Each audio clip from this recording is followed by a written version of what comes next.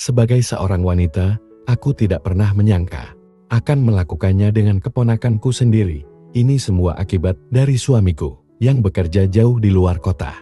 Di satu sisi, aku memang sering kali merindukan saat-saat indah bersama suamiku itu. Di satu sisi, aku tidak tega membiarkan keponakanku yang begitu mengharapkan bantuanku untuk menyelesaikannya. Seperti inilah cerita selengkapnya. Keponakanku ini sengaja diminta oleh suamiku untuk tinggal bersama di rumah kami itu, dengan alasan agar aku tidak sendirian di rumah saat ditinggal bekerja di luar kota olehnya. Akan tetapi, siapa yang menyangka kalau pada akhirnya aku dengan keponakanku itu malah berbuat satu kesalahan. Malam itu, keponakanku sedang mengagumiku di saat aku sedang tidur. Bahkan dengan nekatnya, dia mulai berusaha menyenangkan dirinya sekaligus berusaha membuatku terpancing. Pada awalnya aku mencoba memberikan peringatan padanya bahwa apa yang dilakukannya itu salah, karena aku ini adalah buleknya. Tetapi keponakanku tidak mau menyerah begitu saja. Dia mencoba menghibah padaku agar aku mau membantu menyelesaikannya dengan cara ritual saja padanya. Sebagai seorang wanita yang muda tidak tega, aku pun merasa kasihan juga pada saat melihat keponakanku itu sudah sangat ingin mencapainya. Akhirnya aku pun mau mengabulkan permintaannya yang tidak seharusnya itu. Hal itu aku lakukan awalnya adalah demi rasa sayang dan belas kasihanku padanya. Sampai-sampai aku bersedia berbuat hal yang seperti itu.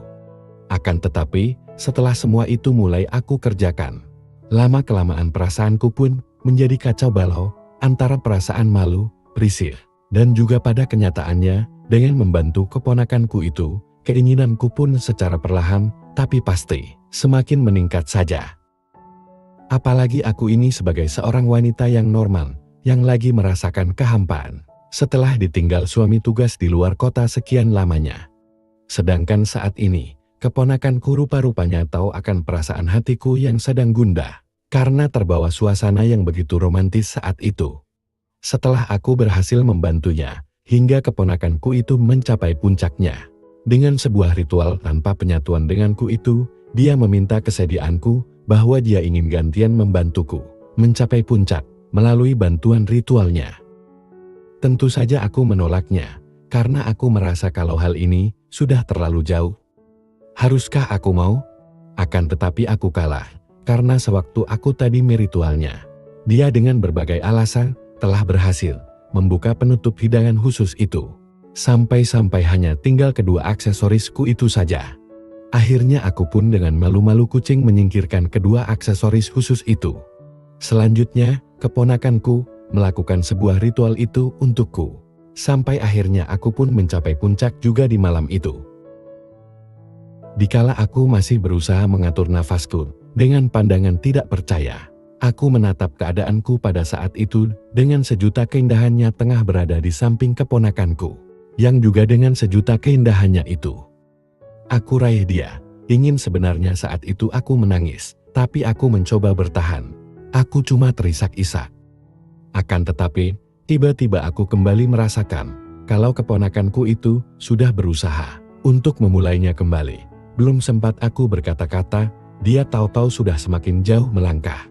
Kenekatan keponakanku yang tidak aku sangka-sangka itu, pada awalnya membuatku sedikit bingung. Dan setelah itu, aku pun tersadar. Tetapi belum sempat aku bereaksi, dengan sangat pintarnya dia telah berhasil membawa jiwa ragaku itu melayang sangat tinggi sekali. Akhirnya aku pun merasa bahwa percuma saja aku berusaha untuk mendorongnya agar menghentikannya, karena apa yang aku rasakan saat itu begitu menyenangkan sekali.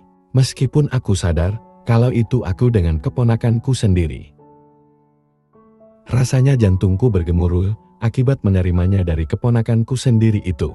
Untung saja pada saat-saat yang menentukan, aku berhasil melepaskan diriku. Sebelum lebih lama lagi keponakanku bermain-main di kawasan yang merupakan sumber dari segala sumber air itu, yang lama-lama akan dapat membuatku benar-benar lupa diri. Akibat keinginanku yang tidak lagi bisa dibendung, dan pada akhirnya aku pasti tidak akan bisa menolak kalau keponakanku mengajak yang lebih jauh lagi.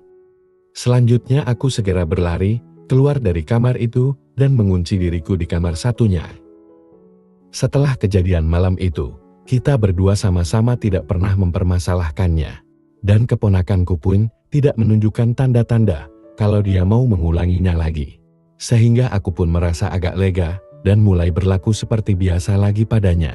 Aku tidak lagi berusaha menjaga jarak dengannya. Aku yang sudah tidak marah padanya, karena memang aku juga tidak punya alasan yang kuat untuk marah terus padanya, dan juga aku tidak mau mengungkit-ungkit hal itu lagi. Maksudku, agar dia bisa melupakan kejadian itu, aku juga berusaha untuk melupakannya. Yang jelas, hal yang paling aku takutkan itu jangan sampai terjadi di antara kami berdua. Lagi pula kan tidak ada orang lain yang tahu kejadian yang tidak seharusnya itu. Antara aku dengan keponakanku itu, kan hanya kita berdua saja yang mengalami dan yang tahu. Sehingga beberapa hari kemudian, aku mau lagi untuk dekat-dekat dengannya, untuk mengucapkan selamat malam dan selamat tidur, seperti dulu lagi. Bahkan aku juga tidak menolak ketika dia ikut masuk ke kamarku. Bahkan aku juga tidak keberatan ketika dia berlaku layaknya sewaktu dia masih kecil dulu. Setelah beberapa malam selalu demikian, akhirnya, wanita mana yang mampu bertahan dari hal-hal yang menjanjikan seperti itu? Apalagi aku merasa kalau keponakanku itu semakin lama, sepertinya semakin pintar, dan tahu daerah-daerah mana saja yang dengan mudah akan membuatku tidak bisa berkata tidak, ataupun jangan padanya. Aku juga bingung, dari mana dia bisa mengetahuinya. Aku jadi merasa semakin malu sendiri, dan ketika aku berusaha untuk duduk, tiba-tiba saja dengan perlahan didorongnya aku, sehingga aku kembali tertidur. Belum sempat aku menegurnya dan bertanya padanya, apa maksudnya melakukan itu padaku. Tahu-tahu dia sudah berusaha untuk kembali membawaku ke alam nirwana yang jauh lebih indah. Spontan saja pikiranku terasa buntu setelah mendapatkan yang begitu menyenangkan itu. Maklumlah sudah cukup lama aku tidak lagi mendapatkannya dari suamiku, yang terlalu lama tidak pulang dari luar kota itu. Tetapi aku tidak mau menyerah begitu saja, aku mencoba untuk memperingatinya, bahwa dia tidak boleh melakukannya denganku, dengan alasan kalau aku adalah buleknya. Tapi lagi-lagi semua itu tetap sia-sia saja. Dengan konsisten keponakanku berusaha membuatku semakin terbawa dalam suasana yang semakin romantis itu. Spontan saja aku pun serasa seperti melayang-layang di awang-awang di saat itu. Antara sadar dan tidak, aku bisa tahu dan merasakan kalau keponakanku itu semakin lama, semakin bersemangat dalam usahanya membuatku merasa begitu bahagia dan membutuhkannya. Kacau balau luar biasa hatiku ketika itu, entah berapa kali sudah aku mendapatkannya. Walaupun keponakanku itu belum menyatukannya. Sebenarnya rasa maluku saat itu sudah tidak ketulungan lagi, tapi aku juga sudah tidak bisa untuk mundur. Bahkan aku merasa kalau aku juga membutuhkannya agar keponakanku itu segera menyempurnakannya saja.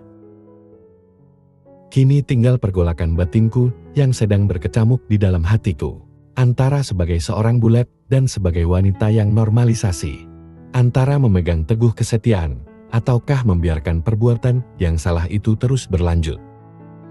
Pada akhirnya, aku pun menyerah. Pancingan demi pancingan yang dilakukan dengan pandainya oleh keponakanku itu, benar-benar telah membuatku sangat mengharapkannya.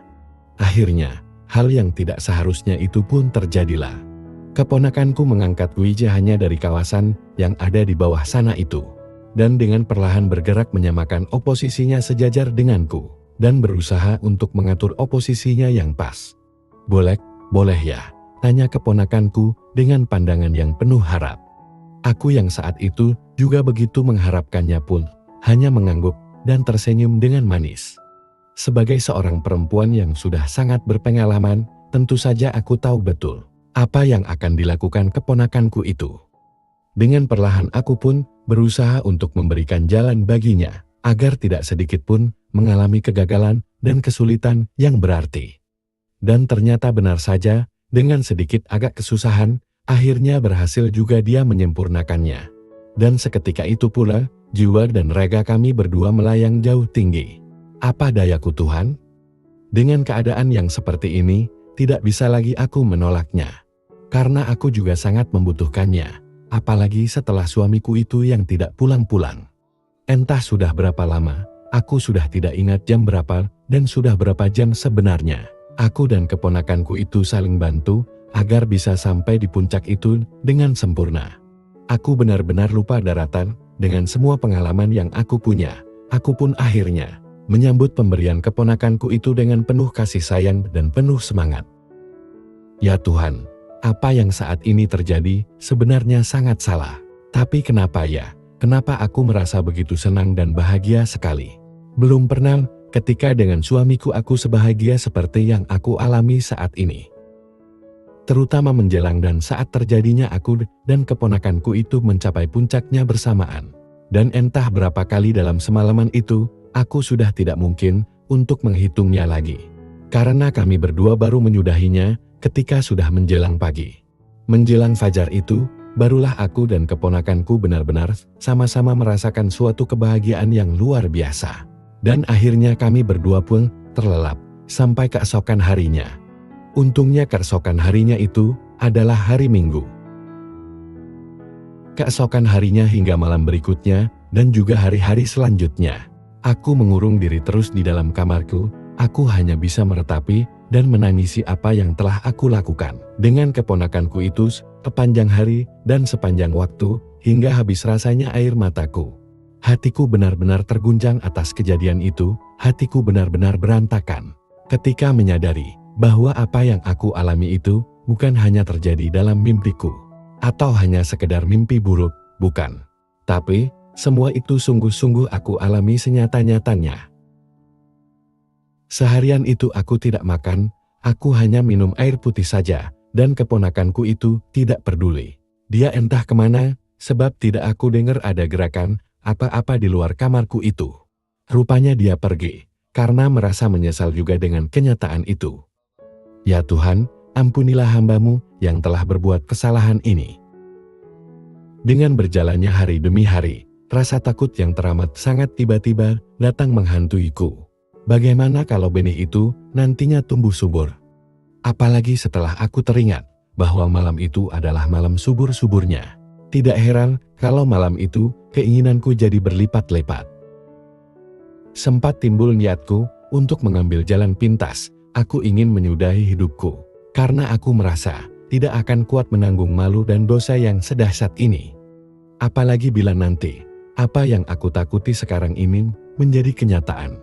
Terbayang wajah suami tercintaku dan akan pakai cara apa aku menghadapinya. Suami yang begitu besar cintanya pada sang istri, suami yang tahan godaan iman sebesar apapun, moral yang tinggi dan saleh dalam bergereja. Dan yang tidak mungkin aku mampu untuk menghadapinya adalah keponakanku itu, yang telah membuatku punya keturunan lagi. Betapa malunya aku, apakah aku punya keberanian untuk menatap wajahnya? Apalagi mengatakan bahwa aku yang merupakan buleknya itu telah hakimi karena benih-benihnya. Rasanya aku tidak akan sanggup, tidak akan mampu aku. Lebih baik aku pergi selamanya saja, daripada harus menanggung perasaan malu yang luar biasa terhadap keponakanku itu. Untunglah imanku masih kuat, sehingga aku pun bisa membatalkan niatku itu. Aku tidak mau berbuat dosa atau kesalahan untuk kedua kalinya. Untungnya lagi adalah, apa yang aku takutkan itu ternyata tidak terjadi. Aku tidak sampai hakimi, tetapi aku pada akhirnya selalu menjaga jarak dengan keponakanku itu, agar jangan sampai terulang kembali kesalahan itu. Sekian dan terima kasih.